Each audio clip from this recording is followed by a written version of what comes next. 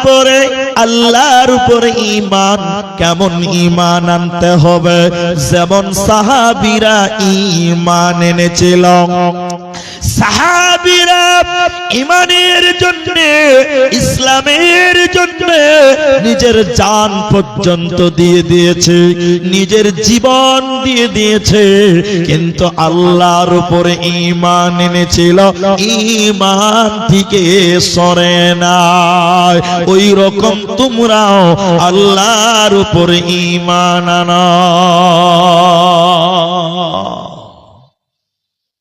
মেয়েদের জালসা দিনে হয়ে গেছে আমি ছেলেদের জন্য ছেলেদের কথাটা বলি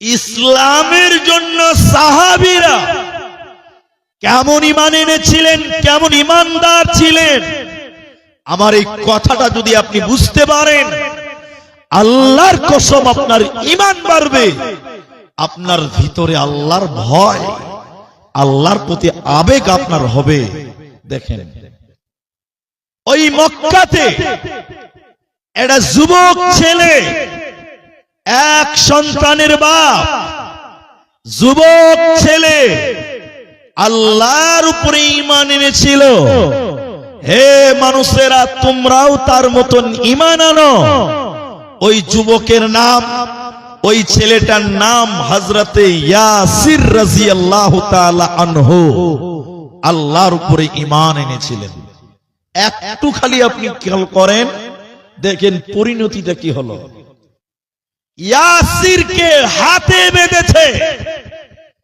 আর মানুষের মাঝখানে নিয়ে এসে আবু জেহেল বলল এই ইয়াসির আল্লাহর উপরে ঈমান এনেছো বল ঈমান ছেড়ে দিবি কিনা বল ইয়াসির ছিলেন গরীব মানুষ চাকর মানুষ দাস ছিলেন ইয়াসির বলল না আল্লাহর উপরে ঈমান এনেছি আমার জীবন চলে গেল আমি ঈমান ছাড়ব না আবু জাহাল হযরত ইয়াসিরকে মাটিতে ফেলে দিল ময়দানে ফেলে দেওয়ার পর ইয়াসিরের পায়ে লোহার শিকল বাঁধলো লোহার জিঞ্জির বাঁধলো ইয়াসিরের ডান দিকে একটা ঘোড়া বাঁ দিকে একটা ঘোড়া ইয়াসিরের ডান পায়ে একটা লোহার শিকল বাঁ পায়ে একটা লোহার শিকল হযরত ইয়াসির মাটিতে শুয়ে আছে দুটি পা শিকল দিয়ে বাঁধা আছে দুইটি শিকল দুটি ঘোড়ার পায়ে বাঁধা আছে আবু জেহেল বলল ইয়াসির রে তুই বল আল্লাহর উপরে ঈমান এনেছিস ঈমান ছেড়ে দিবি কি দিবে না মৃত্যু কত যন্ত্রণাদায়ক মরণ কত যন্ত্রণাদায়ক ইয়াসির তুই বল ঈমান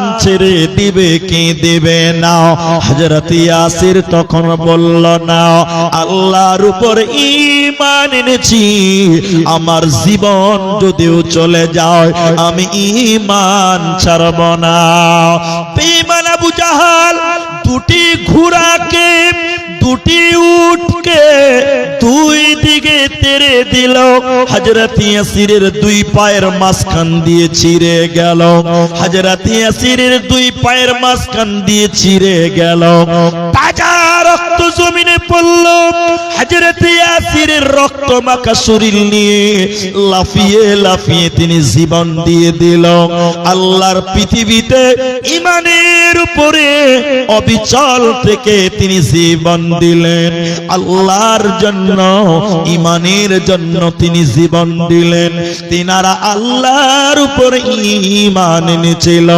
জীবন দিয়েছে কিন্তু তারা ঈমান ছাড়ে না তাই আমার আল্লাহ বলেন হে লোকেরা তোমরাও যদি জান্নাতে যেতে চাও, আল্লাহর কাছে নৈকট্য লাভ করতে চাও, তোমরাও ঈমান আনো আল্লাহর প্রতি।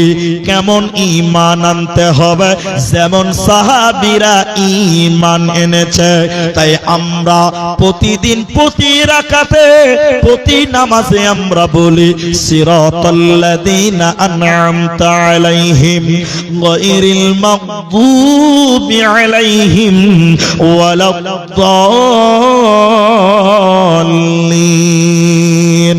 আল্লাহ তাদের রাস্তাটা তুমি দাও যাদের প্রতি তুমি রাজি ছিলে, খুশি ছিলে। ওই সাহাবীদের মতন জীবন, সাহাবীদের মতন ঈমান আমাদেরকে দাও।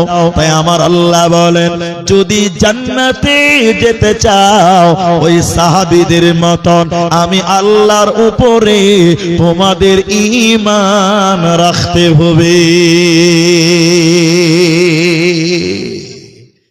আল্লাহর প্রতি ঈমান। তাহলে নামাজ পড়ো, আপনারা বলেন নামাজ পড়তে হবে। নামাজ দ্বিতীয় নম্বর, শুধু নামাজ পড়লে হবে না, আল্লাহর উপরে পূর্ণাঙ্গ ঈমান তোমাকে রাখতে হবে যদি তুমি জান্নাতি হতে চাও। দ্বিতীয় নম্বরটা বলি, আল্লাহর কোরআন বলছেন ওয়াল ইয়াউমিল আখিরি, পরকালের প্রতি ঈমান, আখিরাতের প্রতি ঈমান। আমি বছরে 150-200 যাই জালসা করি না কেন, আমার অধিকাংশ বক্তব্য পরকাল কেন্দ্রিক হয়। আপনারা জানেন, গোপালপুরের মানুষ বেশি জানেন পরকাল। আচ্ছা বলেন তো, পরকাল কি দূরে না কাছে? একটু মুখ খুলেন ভাই, দূরে না কাছে? চোখ বন্ধ করছেন, একবার খালি ভাবেন যে পরকাল কত দূর। জি ভাই, ঘুম ভাঙলে সকাল হয়, আর ঘুম না ভাঙলেই পরকাল হয়। তাহলে পরকাল দূরে নাই, পরকাল খুব কাছে, খুব নিকটে। ওই পরকালের প্রতি তোমরা ঈমান আনো, পরকালের প্রতি তোমরা বিশ্বাস রাখো। যদি তোমরা আল্লাহর নৈকট্য, আল্লাহর জান্নাতি তোমরা হতে চাও, তাহলে দ্বিতীয় নম্বর পরকালের প্রতি ঈমান। আমার মায়েরা, যুবকেরা, ভাইয়েরা, আল্লাহর জাহান্নামীদেরকে এই রকম পেছনে হাত করে বেঁধে রেখেছে, আর পিটাতে পিটাতে, হাঁকাতে হাঁকাতে জাহান্নাম নিয়ে যাচ্ছে।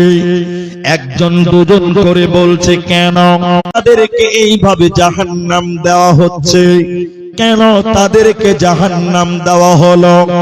আল্লাহর জাহান্নামীরা এইভাবে জাহান্নাম যায় কেন? এক নম্বর কারণ আল্লাহ বলেন, ইন্নাহুম কানু লা ইয়ারজুনা হিসাবা। এরা পরকাল মানে না, আখিরাত মানেনি, পুলসিরাত মানেনি, জাহান্নাম মানে না। আখিরাত না মানার কারণে, পরকাল না মানার কারণে তারা জাহান্নাম যাবে, ওরা আল্লাহর জান্নাতে যাবে না, পাবে না, পাবে না। তাহলে শুধু নামাজ পড়লেই হবে না, এক নাম্বার আল্লাহকে বিশ্বাস করো, আল্লাহর প্রতি ঈমান আনো। দ্বিতীয় নম্বর আখিরাতের উপরে, পরকালের উপরে ঈমান আনো। নাম্বার 3, এটা একটু মজা লাগবে, সময়ও লাগবে। আল্লাহ 3 নাম্বার বলছেন, যদি তোমরা জান্নাতি হবে ফেরেশতাদের প্রতি ঈমান আনো। আচ্ছা বলেন, ফেরেশতা দেখেছেন কেউ? কেউ দেখেছেন ফেরেশতা? ফেরেশতা দেখেননি। হাদিসে জিবরিল বলে একটা হাদিস আছে, লম্বা হাদিস। একটু যদি বসেন আপনাদেরকে ফেরেশতা দেখাবো, যে ফেরেশতাও দেখতে পাওয়া যায়।